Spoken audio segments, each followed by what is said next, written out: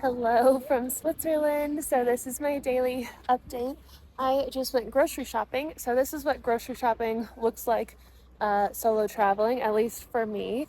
It's much easier to fill up this bag and then to take a shuttle home than to like have a bunch of different grocery bags. And so I'm getting used to the process. Here in Switzerland, it's great. Like there's a lot of, also I'm watching a hockey game. And is that my shuttle? I think that's my shuttle. So I gotta go. Anyway, this is what it looks like to go grocery shopping in Switzerland while solo traveling. Okay, actually, that was not my shuttle, so we're good. We can talk a little bit longer.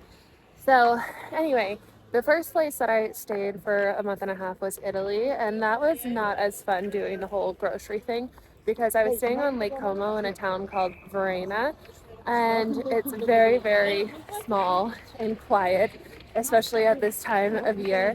And so it was very difficult to get my groceries and bring them home. There was no public transportation, so I literally, hopefully that game's not too loud.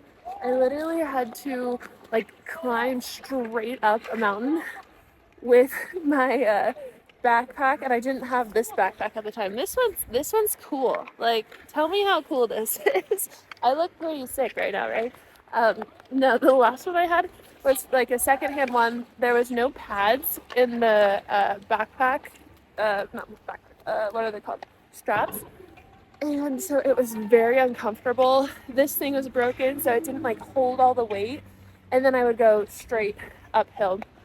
And in Italy, like they're not as up to date on their, I really hope this isn't too loud, on their technology. And so like online, it'd be like the grocery store's open, but then you get there and it's closed. And they do like they do it here too, but like where they close for lunchtime. But they were closed for like 3 or 4 hours. And they would say that they would reopen and you'd get there after like hiking the whole way there. And then they just wouldn't be open. So there were some times where I like was actually hungry, which is like really sad. So I'd be in my beautiful little condo flat on top of the hill looking at the lake, but I'd be hungry. And so I was like, this is not really what I expected with solo traveling, but it's all part of the experience of just like learning how to do life. And so it is really important to pick a place if you're solo traveling that has like good public transportation, or like just be prepared for hiking if you're like going in a remote place. So I'm really, really hoping that in the next few weeks or month or so, I can get a van. But like, so I'm an EU citizen and American citizen.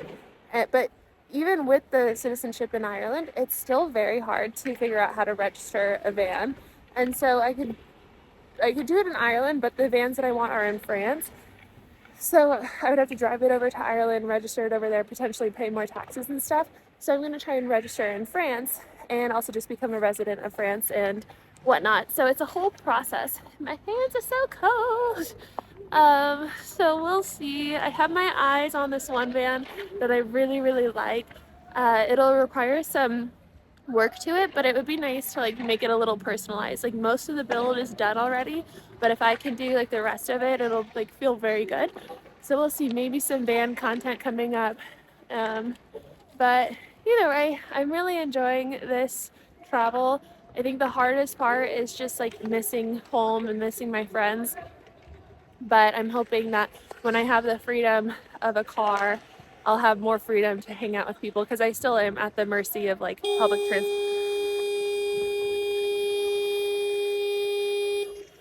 transportation. um, so yeah, we'll see. I'm super excited.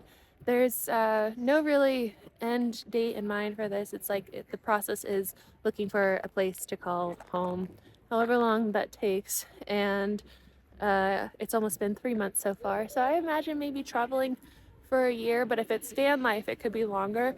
But if I find a place that I really love, maybe I'll get a home there. We'll see. That's the most exciting part, is just not knowing and embracing the unknown, because so much could happen. I could meet my husband any day. I could, meet my best friend any day. It's all very, very, very exciting. So anyway, I'm going to check out for today. I'll see you in the vlog tomorrow. Bye.